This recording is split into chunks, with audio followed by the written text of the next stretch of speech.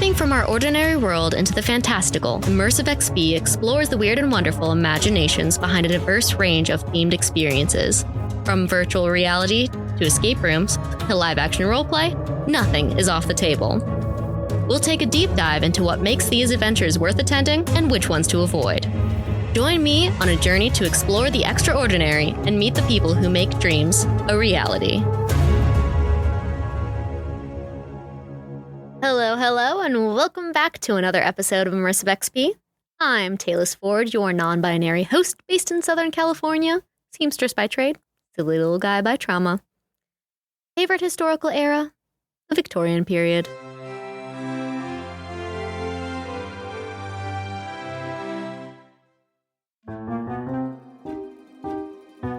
Fun fact of the week. The 1986 film Labyrinth, directed by Jim Henson and featuring David Bowie, had a mix of both practical effects and CGI in order to make the magic of the movie come to life. One practical effect to make David Bowie's character, the Goblin King, seem more magical is his ability to flawlessly juggle crystal balls. Bowie does not naturally have this skill, so a hired choreographer actually did all the tricks. Michael Motion stood behind and would use his arm placed under David Bowie's armpit to do the tricks instead. Since these tricks were done completely blind, as a result, hundreds of takes were required to get it just right. A lot of patience was involved with the cast and the crew, but especially with Michael, who had boxes of crystal balls at the ready to try the trick again. This week's episode is a hard mode, which is any immersive experience with a high barrier to entry. This can be because of high cost, high involvement requirements, etc. This immersive experience has high cost and definitely requires some preparation.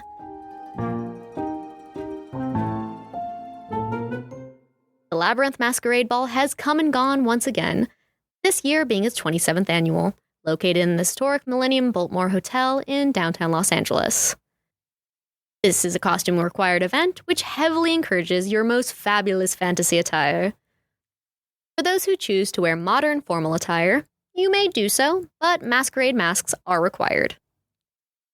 For most attendees, including myself, this is one of the biggest events they attend each year, with many traveling across states to be part of the spectacle, including stunning puppets, character actors, enchanting decor, performances, and of course, dancing.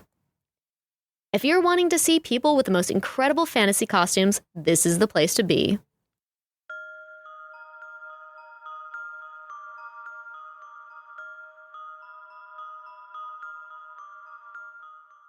This year was my 12th year in a row, and so much has changed since I started attending, and even more so since it started in 1997.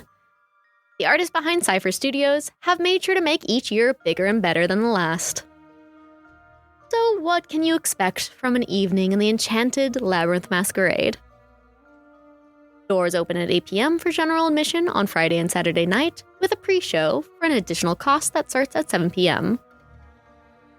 This pre-show is great for first-time attendees to hear the history of the event, a preview of the ballrooms, and a toast to kick off the night. Each year is a little different though, so you can attend multiple times if you so choose. The Biltmore Hotel has multiple large rooms perfect for hosting events, and Labyrinth takes full advantage of filling the space. Every ballroom has its own schedule of live performances to fit the theme of the room. Some themes change from year to year, so new performances and performers keep the event fresh.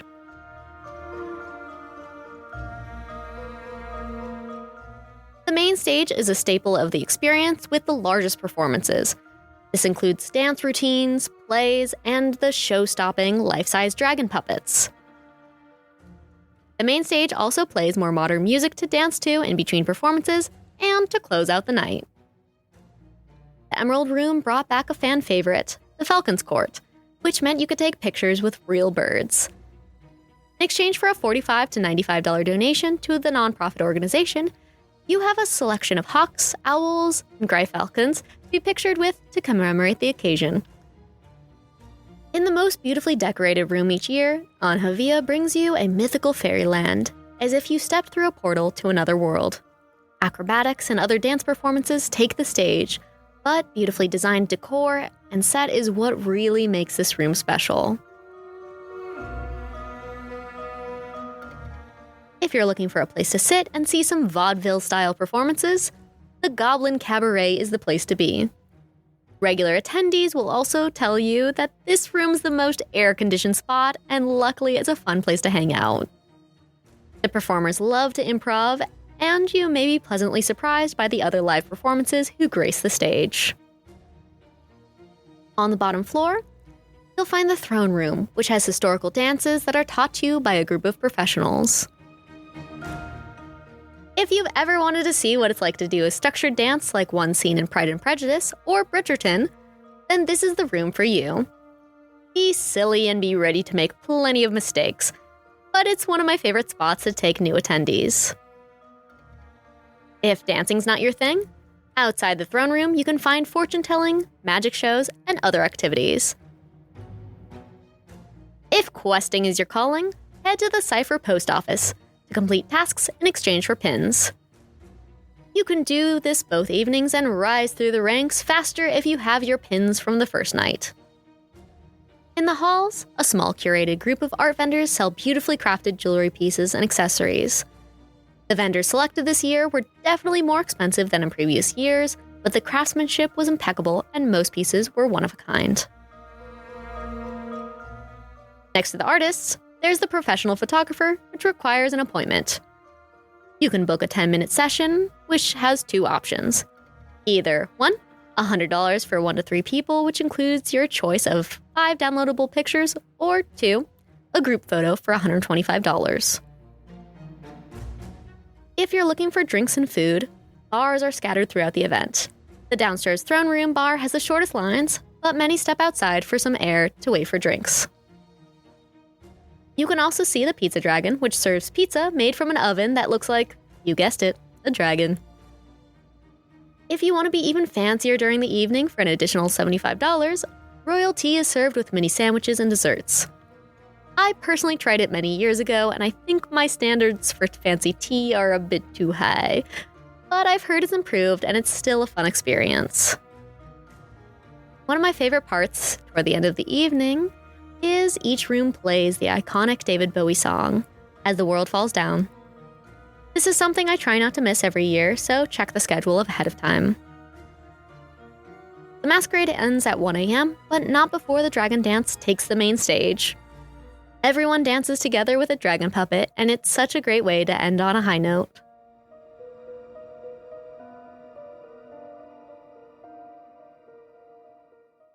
Things I liked. Labyrinth Masquerade is one of the fanciest balls you'll have the opportunity of attending in the United States. While I love the ball on its own, the part that makes my day is the creativity that each attendee brings. Many make their own costume or commission incredible seamstresses. I often get distracted admiring all the beautiful attire. Professional photographers are roaming the halls, so you may have the opportunity to have your photo taken. It is not guaranteed that you'll see your photos posted online, but the chance is higher the more elaborate your costume. The ball has so many different aspects of the event, so there's something for almost everyone to enjoy. While dancing is a big focus, the performances and artistry are just as, if not more important. More efforts are put in each year to include more role-play opportunities as well. Things I didn't like. The air conditioning situation in the hotel is very hard to contend with. With so many people in attendance, the AC cannot keep up. Wearing a full costume can be miserable and even worse if you start dancing. I'm always sweating by the end of the night, even if I don't dance. This event can be very crowded, and it always sells out on Saturday. While I understand Cypher Studios wants to profit from an event that they work on all year, I would appreciate a lower cap on tickets so that there is more room for movement. Each year, the price for tickets and other amenities increase. While I understand there is staff to pay and the event is very expensive to put on, making it more difficult to justify attending each year. As for accessibility, there is a lot of walking and standing at this event. While some seats are available in certain areas, they are first come, first served, so no guarantees. If you want to have more seating options, you'll have to pay potentially hundreds more for a VIP ticket. Wheelchair-accessible ramps and large bathrooms are available on the main floor. And while elevators are available, the wait to use them can be very long and frustrating since bigger costumes means less available space in the elevator. In addition, the experience is overall very stimulating with loud sounds, music, bright lights, and tight spaces. Luckily, I've heard great reviews from people who have emailed ahead of time for ADA guides. While you cannot stay with your party, ADA guides make sure you feel like a VIP with a guided tour, easy elevator access, and comfortable seating to see performances. Unfortunately, downtown Los Angeles is not very walkable, and ride-share options may be the best option. The recommended parking across the street in Pershing Square has had their elevators and escalators broken for many years. While Labyrinth and the Biltmore Hotel have made strides to make the event more accessible, the parking options and area is less so. As for the audience, Masquerade is welcome to attendees of all ages, but very few kids are ever there. With the high prices, multiple bars, and overall theme, a majority of the attendees are 21 and older. This is a great event to bring your friends and relatives or bring someone out on a romantic date. As for the price, Labyrinth is very expensive for a 2-day event, and each additional thing costs even more. You may end up spending more than expected with costume requirements, parking, alcohol, etc. A single-day ticket for Friday is $108 with taxes and fees, while Saturday is $129. A slightly discounted price is available if you choose to attend both days. VIP tickets range from $279 for a Friday ticket up to $665 for 2 days. VIP tickets include additional seating, pre-show, and other special privileges, but I've never thought it was worth it for the high costs. As mentioned before, royalty, professional photography, and the pre-show are all additional costs. While openings are limited, you have the opportunity to attend in exchange for a little bit of your time. Keep up to date with their social media for details in future years. You can also stay at the 5-star Millennium Biltmore Hotel for a reduced price. Originally built in the 1920s, the hotel is absolutely beautiful and is featured in multiple films and TV shows. If you can make the splurge for a room, I highly recommend it. Getting ready for the ball in a room rather than being stuck in a car in full costume is an absolute luxury. Heading to sleep upstairs rather than dealing with the traffic of leaving is also just the best. Just make sure to book the room ahead of time since they always sell out. Discounted room prices average about $200 a night. As for personal recommendations, please wear comfortable shoes or you'll be in a lot of pain. Also, don't wear any garments with trains or you'll be stepped on all evening. I learned that the hard way. If you plan on drinking, I recommend going to the Gallery Bar and Grill in the Biltmore Hotel instead of the pop-up bars for the Masquerade. Not only are the prices cheaper, but the bartenders are very skilled. You'll have a much wider variety of options as well. While attending both days are not necessary, the time goes by way quicker than you'd expect, and you may miss things. Grab a weekend pass if you can, and definitely purchase Saturday tickets early since they always sell out. If fortune telling is on your list of to-dos, book a time slot first thing when you arrive. Questing at the post office should also be started early if you want to complete tasks in time. The Dance of the Dragon at the end of the night is a must-see, but get to the main stage as early as possible. They cap how many people can be in the room, so there's no guarantee you'll see the final show.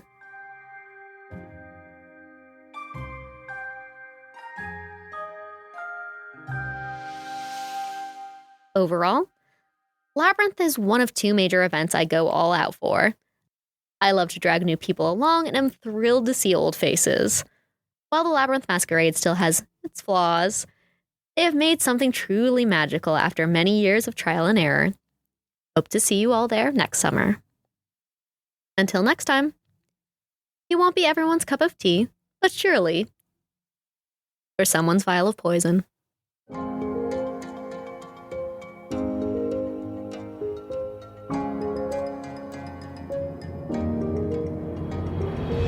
Check out our website, immersivexps.com, to join our free Ko-fi, which will have visuals and additional content of the immersive experiences discussed in each episode.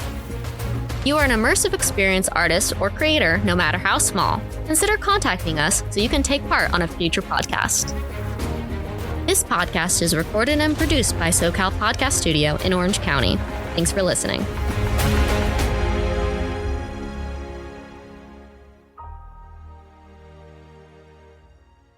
You have a selection of hawks, owls, and gray falcons to be pictured with to commemorate the occasion. I have never seen them. I have no idea where they are. That's how big this place is. That's just an aside.